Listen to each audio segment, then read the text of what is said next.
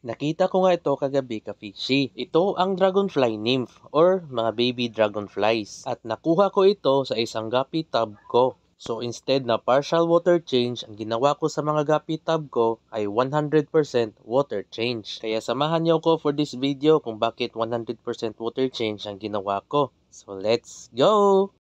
Pagkatapos nga ng mask ka-fishy ay dito na ako sa aking mga isda. Kasi meron ako nakitang baby dragonfly kagabi. Malakas kasi kumain ng maliliit na isda ang mga baby dragonfly. So ang mga guppy and fry ng goldfish is no exception. So dito ako magsa-start sa aking albino full red. So una ko nga gagawin is kukunin ko ang mga duckweed. Kasi ipapakain ko ito sa aking mga goldfish. And another information nga ka-fishy, ang mga duckweed ay malakas mag-absorb ng ammonia, nitrate at nitrite. For short, pinapaganda nito ang water quality mo. Plus, nakalibre pa ako ng feeds. So, balik tayo kung bakit 100% water change ang ginawa ko. At kung makikita nyo sa video, ang tubig ng tub na to ay medyo green. At hindi talaga ako mapakali, baka meron pang baby dragonfly dito. At baka pagsisihan ko sa huli kung naubos itong mga albino full red ko. Para for my peace of mind, 100% water change ang solution. Kaya kagabi pa lang ay nag-stock na ako ng tubig para iwas chlorine. At kahit 100%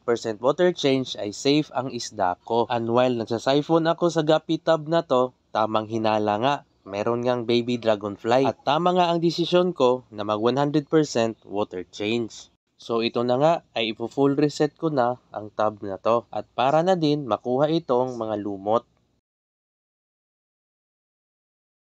Pansamantala ko ang tinigil ang paglinis ng guppy tub ko ka-fishy kasi pupunta ako sa isang pet shop dito at bibili ako ng pumice rocks. Gagamitin ko kasi ang pumice rock ka-fishy para mag-replant at dagdag na rin para biofilter ng guppy tubs. So ito na nga ka-fishy, tapos na ako mag-replant ng mga plants at ibabalik ko na dito sa guppy tub na malinis na din. 2 guppy tubs lang ang nalinis ko ngayong umaga ka-fishy. Kasi nga, limited lang ang na-stock ko na tubig. Inuna ko ang mga albino. Itong albino full red at itong albino blue topaz. And as a good fish keeping habit ka-fishy, basta magta-transfer ng isda, dapat ugaliing mag-acclimatize before i-transfer para hindi sila ma-temperature shock, lalo na sa mga guppies na napaka-sensitive. So, yun lang muna for this video ka-fishy.